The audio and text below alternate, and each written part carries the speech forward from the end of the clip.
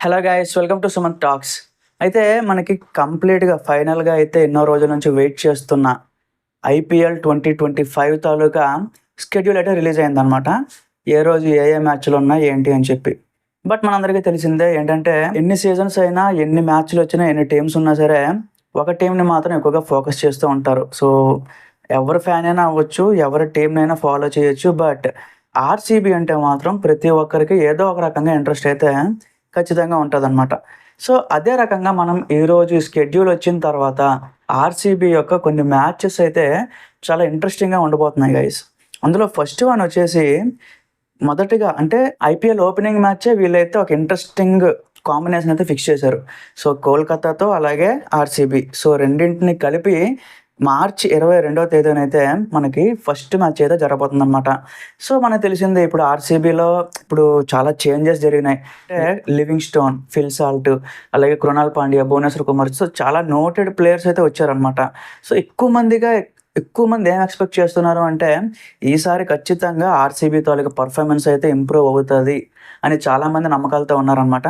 But అది ఎంతవరకు నిజం ఏంటి అంటే కంప్లీట్‌గా మనమైతే ఇంకా కొన్ని రోజులైతే వెయిట్ చేసి చూడాల్సిందే. బట్ ఫస్ట్ మ్యాచే కేకేఆర్ లాంటి ఒక స్ట్రాంగెస్ట్ టీమ్‌తో పెట్టడం ఎంతవరకు కరెక్టు? అసలు ఆర్‌సీబీ నిలబడగలుగుతదా? అని చెప్పి కొంతమందైతే డౌట్ పడుతున్నారనమాట. సో, మనం ఆర్‌సీబీ టీమ్‌తో పాటుగా కేకేఆర్ టీమ్‌ని చూసుకుంటే మెయిన్ ఇద్దరున్నారు. ఆండ్రూ రస్సెల్ అలాగే సునీల్ నారాయణ్ ఇద్దరు ఆల్ రౌండర్లు. సో, ఆర్‌సీబీ అంటే ఇంకా చెలరేగిపోయి ఆడతారనమాట. సో, ఎస్పెషల్లీ నారాయణ్ ఓపెనింగ్ వచ్చేస్తాడు. 6 ఓవర్లు ఫస్ట్ పవర్ ప్లేలో ఇంకా అంటే బ్యాటింగ్ అలవాటు ఉండదేమో, ఏం ఆడతాడులే అనుకున్నా సరే ఎట్లా లేదన్నా చాలా మంచి స్ట్రైక్ రేట్‌తో ఆర్‌సీబీ అంటే ఆర్‌సీబీ మీద ఎస్పెషల్ ఆడతాడు. సో, అలాంటి ఒక ప్లేయర్ ఉన్నాడు. దాంతో పాటుగా వెంకటేష్ అయ్యర్ ఆల్రెడీ చాలా సీజన్స్‌లో ఆర్‌సీబీ మీద ఒక మంచి నాక్స్ అయితే ఆడాడు. సో, ఇప్పుడు కూడా ఈ ఓపెనింగ్ మ్యాచ్‌లో కూడా మంచిగా పెర్ఫార్మెన్స్ చేసే అవకాశాలైతే ఉన్నాయన్నమాట.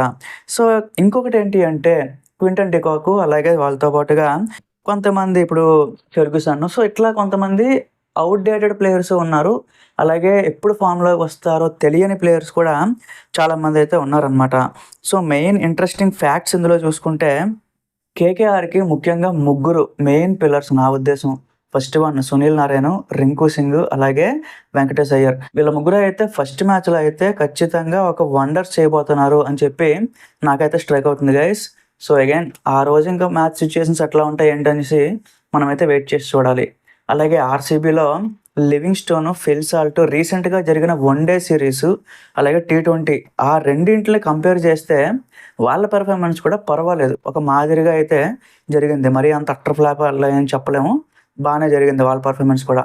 సో, వాళ్ళతో పాటుగా కృణాల్ పాండ్యా, భువనేశ్వర్ కుమార్ వీళ్ళ బౌలింగ్ కూడా ఇంకా కొంచెం డెవలప్ అయితే ఖచ్చితంగా అయితే టీమ్ ఆర్‌సీబీ కూడా మంచి వండర్స్ అయితే చేయడానికి సిద్ధంగా ఉందన్నమాట.